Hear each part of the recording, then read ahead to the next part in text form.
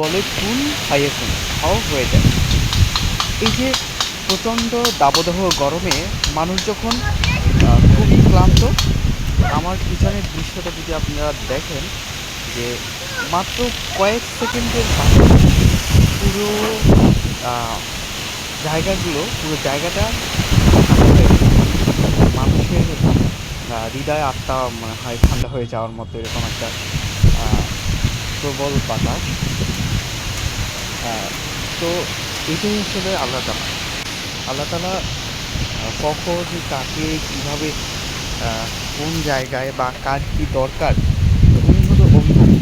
সে জানে যে কখন কতটুকু কী দরকার।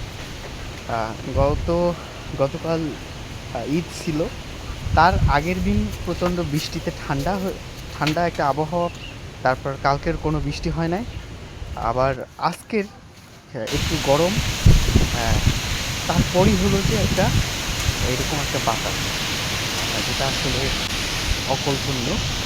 আহ, এটাই হলো আল্লাহ তালার রহমত। ঠিক আছে, আল্লাহ তালা এই জন্যই বলছে যে কোন ফাইকুন হও, আর তার সঙ্গে সঙ্গে হয়ে যায়।